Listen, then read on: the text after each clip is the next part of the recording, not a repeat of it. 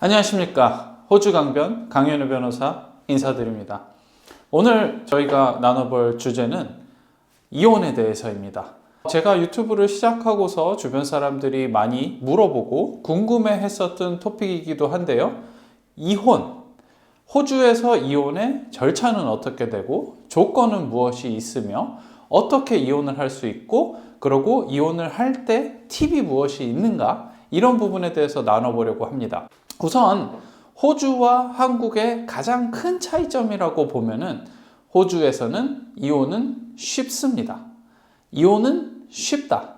이혼이 쉬운 이유는 뭐냐면 한국은 제가 알기로는 귀책 사유라는 게 있어야 되고 이혼을 하려면 뭔가 잘못을 한 이유나 어떠한 조건이 충족이 되어야지 이혼을 할 수 있다라고 알고 있습니다. 하지만 호주에서는 이혼에 대한 조건은 단 하나밖에 없습니다. 그 하나는 무엇이냐면은 12개월 별거.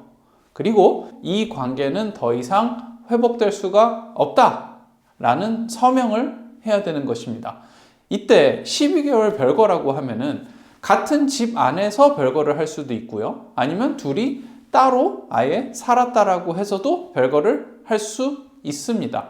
그러니 내가 원하지 않는다라고 해서 상대방이 혹은 상대방이 원치 않는다라고 해서 이혼을 못하는 게 아니라는 거죠.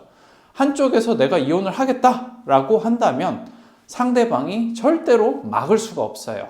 왜냐하면 이혼의 조건은 12개월 별거이기 때문이죠.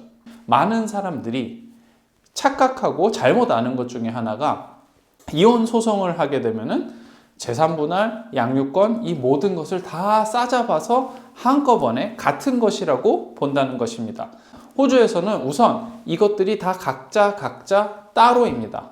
물론 이혼을 제외한 나머지들, 재산분할이나 양육권이나 양육비 관련된 재판은 세 개를 같이 합쳐서 하기도 합니다. 하지만 이혼은 완전히 따로 진행을 한다는 것이죠. 그렇기 때문에 사실상 이혼을 하지 않더라도 재산분할 재판을 먼저 진행하기도 하고요. 양육권 재판을 먼저 진행하기도 합니다. 그리고 공식적인 이혼을 하기 전에 그렇게 하라고 추천을 드리기도 합니다. 이유는 뭐냐면 이혼을 공식적으로 하게 되면은 그때부터 12개월 안에 이러한 모든 부분을 처리를 해야 하는 의무감이 있어요. 만약에 12개월 안에 못하게 되면 뭔가 특별한 이유가 있어야 되기 때문에 호주의 재판이 상당히 오래 걸린다라는 것을 생각을 했을 때 이혼을 서두른다기보다는 재산분할이나 양육권이나 이런 부분을 먼저 하는 것을 추천드리는 것입니다. 이혼의 절차에 대해서 안내를 해드리겠습니다. 호주에서 이혼을 신청을 하려면은 두 가지 방법이 있는데요. 첫 번째는 sole application, single application이라 그래서 혼자서 먼저 신청을 하는 것이에요. 이거는 남편이든 아내든 요즘에는 same sex 동성 간에도 결혼이 되니 한쪽과 이쪽 파트너와 저쪽 파트너가 혼자서 신청을 할 수가 있다는 것이죠. 이때 신청을 할 때는 어떻게 하냐? 애플리케이션을 혼자서 작성을 하게 되고요. 우리가 12개월 동안 별거를 했다. 몇 월 며칠부터 별거를 시작을 했다라고 쓰게 되고요. 서명을 한 다음에 그 애플리케이션 한 서류를 상대방에게 송달을 해야 돼요. 상대방에 송달을 하고 전달을 하고 서비스가 되게 되면은 그러면은 재판 날짜가 잡힙니다. 재판 날짜는 보통 한 달에서 두 달 후쯤에 잡히는데요. 이날 가서 내가 상대방한테 송달을 했다라는 것을 입증을 해야 돼요. 만약에 상대방이 그 재판에 오게 된다라 그러면은 본인이 송달이 됐고 본인이 이 재판에 대해서 노티스를 받았다라는 것을 인정하는 것이기 때문에 괜찮지만 상대방이 모를 수도 있기 때문에 송달이 되었고 상대방이 이 재판에서 알고 있다라는 것을 알려줘야 된다라는 것이죠. 그럼 그것을 법원에다가 입증을 했을 경우에 상대방이 그 재판에 나오지 않더라도 송달이 되었다라는 것을 받아들이게 된다라면은 그러면은 재판은 강행이 될 수가 있습니다. 하지만 일반적으로 다시 한번 기회를 주라고 하고 판사가 송달을 다시 한번 얘기를 하라고 하고 다음 재판 일정에 대해 알려주라고 하고 한 달 후쯤에 두 번째 재판을 잡습니다. 이때 또한 상대방이 오지 않을 경우에는 이혼을 성립이 되게 되고 혼자서 신청을 했을지라도 그러고 이혼 확인을 해줍니다. 근데 판결이 났다라고 해서 그날 당장 이혼이 되는 것은 아니고요. 판결 후 한 달하고 하루가 있으면은 그때부터 이혼이 효력이 있게 됩니다. 그러면 내가 싱글로 신청을 했는데 상대방이 재판에 나타났다. 그래서 상대방이 반대를 한다. 나는 이 이혼에 대해서 인정할 수 없습니다. 라고 한다. 라고 한다면 어떻게 될까요? 그렇게 되면은 판사가 물어봅니다. 별거 했나요? 이날부터 별거 했다라고 하는데 별거가 맞나요? 라고 물어보죠. 그러면 한쪽에서 남자든 여자든 파트너든 아닙니다. 우리는 12개월 동안 별거를 하지 않았습니다. 라고 한다면은 그러면은 신청한 애플리컨트한테 그러면은 그동안에 별거를 했다라는 증거를 제출하세요. 라고 합니다. 그러면 이날부터 나갔었다. 이 집에서 살지 않았다. 라는 증거. 예를 들어서 집에 유틸리티 같은 물세나 전기세나 이런 빌들에 이름이 없다. 라든지 휴대폰비에 이름이 없다. 면허증에 주소가 바뀌었다. 라든지 이러한 무언가 증거를 제시를 해야 하는 것입니다. 근데 아까 처음에 말씀드렸듯이 separation under same roof. 그래서 같은 지붕 아래 살면서 별거를 했다라고 하는 경우들도 있단 말이죠. 이 얘기는 뭐냐면 우리 같이 살고는 있었으나 실질적인 별거다. 우리는 실질적으로 별거 생활을 하고 있었다라는 것을 주장할 때도 있단 말이에요. 이럴 때는 조금 더 까다로워집니다. 조금 더 까다롭게 입증을 해야 되고 특히 법원에서 많이 보는 것은 재정적인 별거가 있었느냐, 돈이 섞이지 않았느냐를 상당히 중요하게 봅니다. 조인트 계좌가 있다라든지 생활비를 나눠 쓴다라든지 같이 돈을 사용하고 있다라 그러면은 세퍼레이션을 인정을 안 해줄 수도 있어요. 하지만 이것 또한 모든 것이 다 잘 보여진다라고 할 경우 그럴 경우 판사는 그를 받아들이고 이혼을 성립을 해주고 12개월 별거를 인정을 해주죠. 근데 만약에 안 받아들이면 어떻게 하냐? 판사가 이거는 그동안의 날짜 별거 일을 채울 수가 없습니다. 인정할 수가 없습니다. 라고 한다면은 최악의 경우는 뭐냐면 12개월 후에 다시 오세요. 라고 하는 겁니다. 12개월 후에 다시 신청하세요. 지금까지 별거는 인정을 할 수가 없으니 이제부터라도 별거를 하시고 그 다음에 다시 오세요. 이게 최악의 경우인 거죠. 그러니까 결국에는 이혼을 막을 수는 없다라는 겁니다. 이거는 혼자서 신청을 했을 경우예요. 근데 대부분의 경우, 많은 경우 조인트 애플리케이션 같이 신청을 하죠. 같이 조인트 애플리케이션을 할 때는 뭐냐면은 이쪽 애플리컨트와 리스폰던트 양측에서 husband, wife, 파트너 쭉 내용을 써요. 내 이름, 생년월일, 주소 등등 언제 결혼했고 언제 헤어졌고 이런 내용을 쭉 쓴 다음에 다 같이 최종 사인을 해서 그 애플리케이션을 법원에 제출을 하는 것이죠. 그렇게 제출을 하게 된다라 그러면은 재판에 갈 필요도 없어요.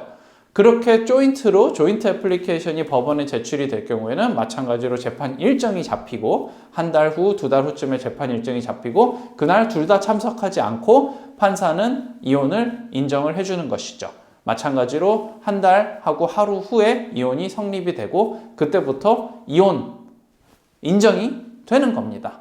그러니 조인트 애플리케이션을 쓸 때 사실 어떻게 보면은 내가 별거한 날짜를 둘이서 동의를 해서 쓰기 때문에 실질적인 별거한 날짜가 이날이었을지라도 1년 전이라고 별거를 했다라고 쓰게 되더라도 그래도 법원에서는 인정을 해준다라는 뜻이겠죠.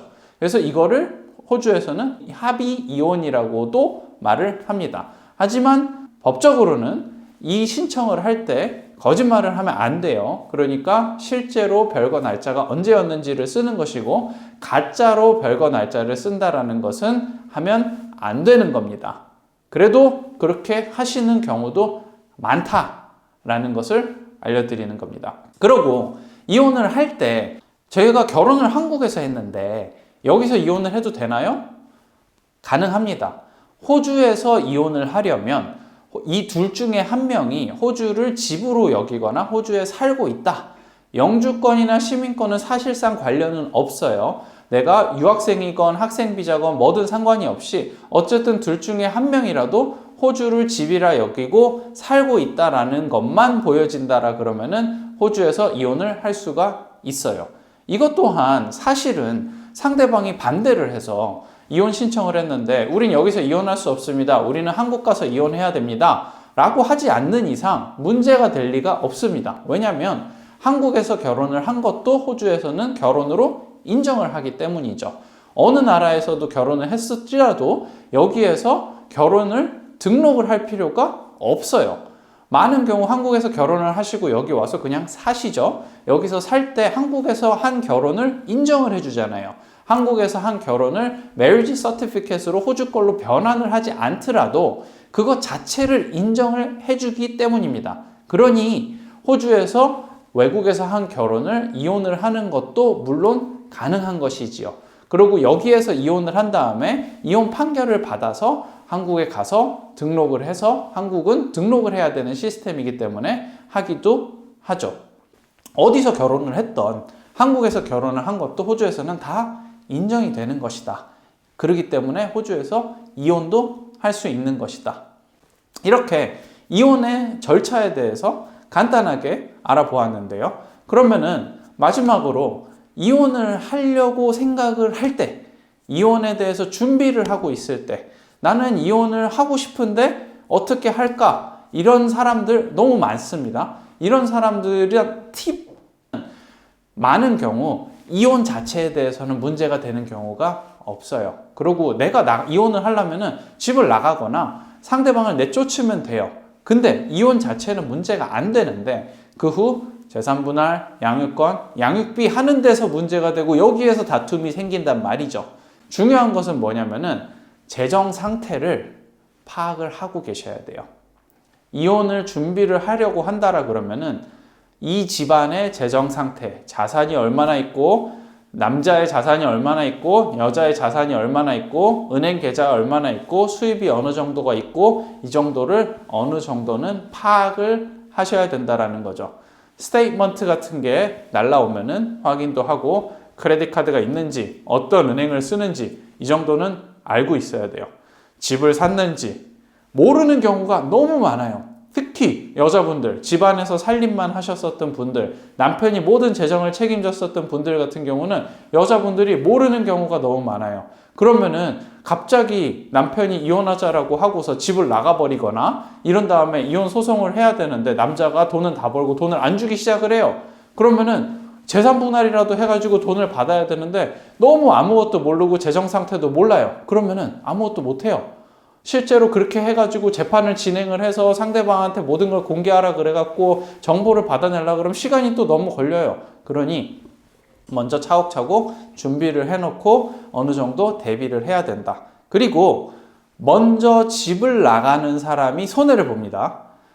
집에서 같이 살고 있는 집이 있다라 그러면은 그 집에서는 버티셔야 돼요. 먼저 나가게 되면은 그럼 그 집안에 다시 못 들어가게 될 확률이 높아요.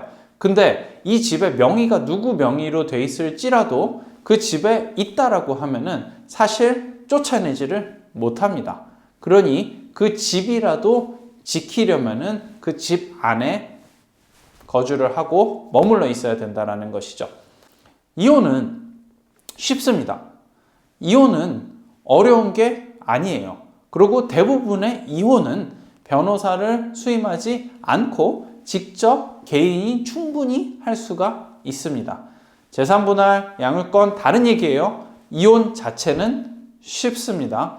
이혼을 하라는 것을 절대로 권장하는 것은 아닙니다. 하지만 이혼을 하는 경우들도 많고 호주만 해도 이혼율이 46%래요. 한국은 뭐 50%를 넘어갔다라고도 얘기를 하는데 호주도 2023년 통계를 보니 이혼 확률이 46%나 된다라는 거예요. 그럼 상당히 많은 사람들이 실제로 이혼을 한다라는 것이죠. 그런데 이혼의 절차에 대해서 정확하게 알고 계시면 좋을 것 같습니다. 감사합니다.